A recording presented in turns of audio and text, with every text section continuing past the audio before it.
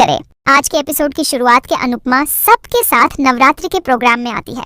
लीला और बाकी सभी औरतें गांव के मंदिर और वहां चल रहे नवरात्रि के भव्य उत्सव को देखकर हैरान रह जाती हैं। जसप्रीत कहती है कि इतना बड़ा सेलिब्रेशन तो हमने शहर में भी नहीं देखा। सरिता मुस्कुराते हुए कहती है कि प्रकाश भाऊ बहुत दयालु हैं, उनकी वजह से ही गांव में इतनी रौनक है।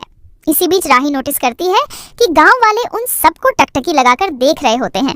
वो धीरे से पूछती है कि सब हमें ऐसे क्यों घूर रहे हैं। माही कहती है कि ये लोग डांस रानीज को घूर रहे हैं। कुछ गांव वाले डांस रानीज की फोटो भी लेने लगते हैं। जसप्रीत कहती है कि यहाँ पर थोड़ा अलग लग रहा है। भारती कहती है कि मुझे तो डर लग रहा है। इसके बाद सभी लोग मंदिर में आशीर्वाद लेने के लिए लाइन में लगते हैं। मीता कहती है कि क्या हमें भी लाइन में लगना होगा। सरिता कहती है कि हम मेहमान हैं, हमें वीआईपी दर्शन होंगे। अनुपमा कहती है कि हमें भी सबके समान लाइन में ही लगना चाहिए। लीला कहती है कि प्रार्थना लाइन में नहीं खड़ी हो सकती। इस पर सरिता तुरंत याद दिलाती है कि हम यहाँ प्रकाश भाऊ के मेहमान हैं, इसलिए हमारा सम्मान होगा।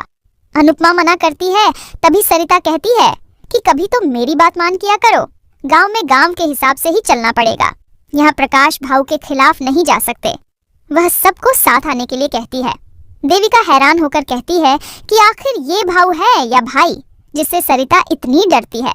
अनुपमा कहती है कि ये तो उस प्रकाश भाऊ के आने के बाद ही पता चलेगा कि वो क्या चीज है। सभी जाने लगती है। तभी एक बूढ़ी औरत अनुपमा से टकरा जाती है। अनुपमा उसे संभालती है और कहती है कि आपको तो घर पर आराम करना चाहिए। वो औरत कहती है कि मैं तो प्रकाश भाऊ का आशीर्वाद लेने आई हूँ ताकि मेरी मनोकामना पूरी हो जाए। अनुपमा हैरान होती है। वह उस औरत को अपने साथ लेकर जाती है। इसके बाद डांस शुरू होता है। औरतें डांस करती हैं और सभी उन्हें देखकर खुश होती हैं। अनुपमा देवी माँ को हाथ जोड़ती है। तभी अचानक सब रुक जाते हैं और अनुपमा को समर दिखाई देता है। समर को देखकर अनुपमा हैरान हो जाती है। समर अनुपमा को बुलाता है। अनुपमा उसके पास जाती है और खुश होती है। समर दुखी होता है। अनुपमा कहती है कि क्या हुआ, तुम रो क्यों रहे हो? आज देवी माँ का दिन है, सब खुश है, लेकिन तुम उदास क्यों हो? तुम्हारी आंखों में आंसू क्यों है? समर कुछ नहीं बोलता तो अनुपमा उससे बार बार पूछती है।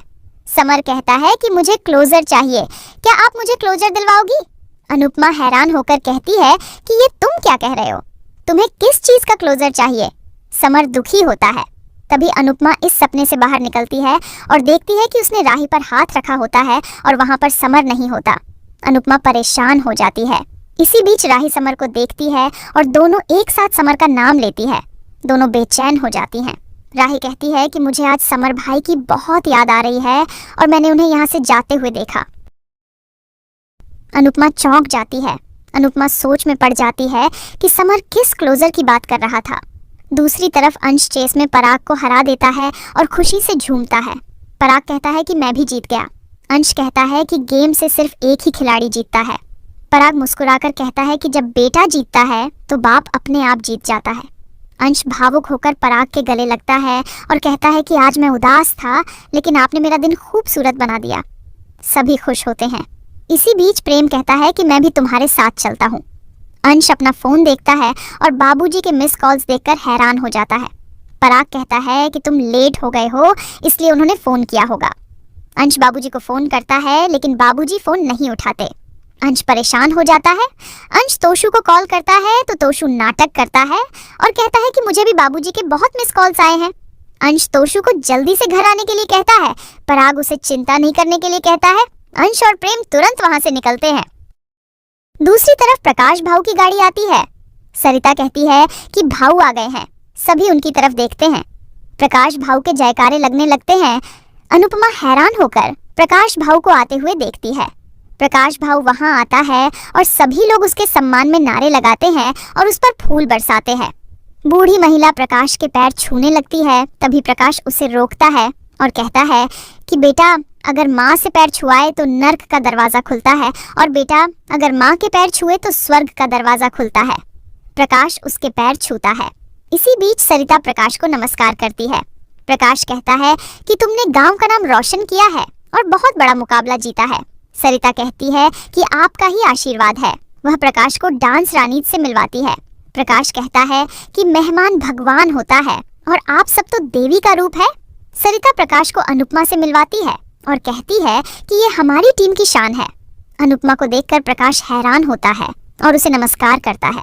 प्रकाश कहता है कि इसका मतलब वो आप ही है जिन्होंने इन औरतों को पंख दिए हैं और इन्हें उड़ना सिखाया है। अनुपमा कहती है कि उड़ना तो इन्हें पहले ही आता था, मैंने तो इन्हें सिर्फ आसमान की तरफ इशारा किया था। प्रकाश बाकी सबसे मिलता है और अनुपमा अपने पूरे परिवार और सभी के बारे में प्रकाश को बताती है। वह कहती है कि हम सब किसी न किसी रिश्ते से जुड़ी हुई हैं। इसके बाद प्रकाश देवी माँ को नमस्कार करता है और घोषणा करता है कि नवरात्रि के इस शुभ अवसर पर हम डांस रानीज का सत्कार करेंगे। हम ऐसा सत्कार करेंगे कि ये जीवन भर इस गांव को भूल नहीं पाएगी। अनुपमा हैरान होती है। दूसरी तरफ प्रेम और अंश शाह हाउस पहुंचते हैं और घर में बाबूजी को ढूंढने लगते हैं। बाबूजी उन्हें कहीं नहीं मिलते तो अंश परेशान होता है। तभी वे दोनों बाबूजी को जमीन पर गिरे हुए देखते हैं। दोनों चौंक जाते हैं। दूसरी तरफ प्रकाश डांस रानीज का सत्कार करता है। प्रकाश सभी मेंबर पर फूल बरसाता है और उनके पैरों में लाल रंग डालता है। सभी थोड़ा असहज होती है। राही उस गुंडे को देखकर मन ही मन गुस्सा होती है। अंत अनुपमा की बारी आने पर प्रकाश कहता है कि आपका सत्कार कुछ खास होना चाहिए। अनुपमा कहती है कि आपने मेरी टीम और मेरे परिवार को इतना सम्मान दिया है तो समझ लीजिए कि मेरा सम्मान भी हो गया। प्रकाश कहता है कि परंपरा तो निभानी ही पड़ेगी। प्रकाश अनुपमा का भी सत्कार करता है। इसके बाद प्रकाश कहता है कि मेहमानों का सत्कार हो गया है, अब देवी माँ की आराधना करेंगे।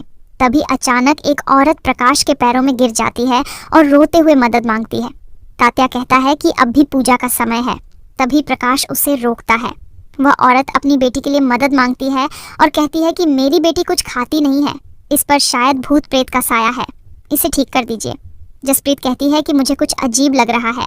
भारती सहमत होती है। अनुपमा कहती है कि कुछ तो ऐसा है जो गलत है, वो दिख नहीं रहा है लेकिन अजीब महसूस हो रहा है।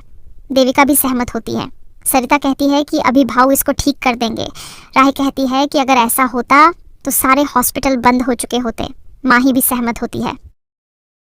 सरिता कहती है कि यहाँ पर भाऊ ही हॉस्पिटल है और भाऊ ही दवा है। लीला मजाक में कहती है कि अगर भाऊ मेरे घुटने का दर्द और पाखी का दिमाग ठीक कर देंगे तो मैं मान जाऊंगी। प्रकाश उस लड़की के सिर पर हाथ रखता है और उसे ठीक करने लगता है। सभी हैरान होती है। देविका कहती है कि यह नाटक क्यों कर रहा है। अनुपमा हैरान होती है। इसी के साथ एपिसोड खत्म हो जाता है। अगले एपिसोड में देखने को मिलेगा कि एक लड़की अनुपमा को बताती है कि आप सब यहाँ से चली जाओ, भाऊ बहुत खतरनाक इंसान है, आपकी बेटियां भी यहाँ सुरक्षित नहीं हैं। इसके बाद अनुपमा भाऊ के घर उससे मिलती है। राही पूछती है कि हमने सुना है कि यहाँ की कुछ लड़कियां गांव से गायब हो गई हैं। प्रकाश कहता है कि वो गायब नहीं हुई, वो दूसरे गांव के लड़कों के साथ भाग गई है। अनुपमा कहती है कि ऐसा भी तो हो सकता है कि वो लड़कियां किसी के डर से भाग गई हो। प्रकाश चौंक जाता है। आज का एपिसोड आपको कैसा लगा हमें कमेंट करके ज़रूर बताएं।